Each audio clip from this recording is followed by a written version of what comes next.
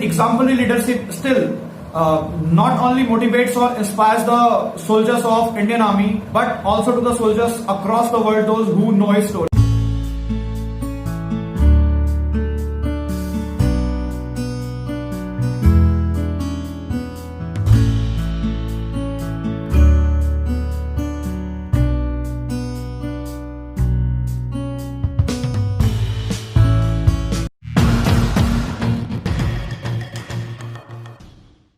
Hello friends, fortune favors braves. With this, I would like to talk today about one of the most bravest soul of the Indian Army, that is Major Dhan Singh Thapa. Major Thapa, born on 28 April 1928 in Simla, Himachal Pradesh, and he got commissioned into the Indian Army on 28 August 1949. He is known in the history of Indian Army for his exemplary leadership in Sarjeep 1 sector, Chushul Valley, Ladakh during 1962 Indo-Chinese War. It was Sarjeep 1 sector in Chushul Valley, Ladakh, where 28 soldiers of Delta Company of 1st Battalion of 8 Gorkha Rifles were posted under the command of Major Thapa.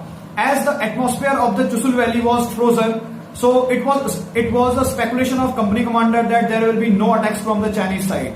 That's why Major Thapa was allowed to go into a leave of 1 week to take care of a pregnant wife in Dehradun. And officer replacing him had reached Leh, but he did not leave the post. He was not in the favor to leave the post until his replacement reached. But God had some other plans for him. On the night of 19 October, a hectic activity was seen from the Chinese side, and by the morning of 28 October, heavy artillery firing started from Chinese army. And they were started coming into the waves of 500 soldiers once. But this was the Major Thapa whose leadership motivated his 28 chaps to give a tough fight to the Chinese soldiers who were equipped with modern arms and equipments in comparison to Indian Army's .303 rifles. And throughout the war, he motivated his chaps by saying that one single Gorkha is equal to 10 soldiers. And he also told his soldiers that it is good to die than to be a coward. And with his motivation and exemplary leadership, it was possible to retreat the 2 waves of Chinese attacks. But the Sarjeep was taken into the control by Chinese army by the attack of 3rd wave of soldiers.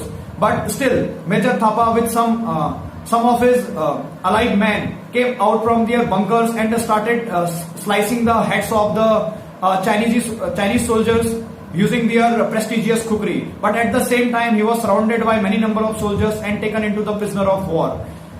By the next day, it was taken into the considered that he, along with his other men, was martyred, and for his exemplary leadership, he was given Paramvir Chakra posthumously. But he was alive actually and was into the prison of Chinese army, where he was given tough punishments or tortures like moving from one place to another place in the frozen surface. But he did not lose hope, and he made a very good bonding with a boy who used to serve him foods in his tents. And through that boy, he made an arrangement to send a letter to his uncle in Simla. When his letter reached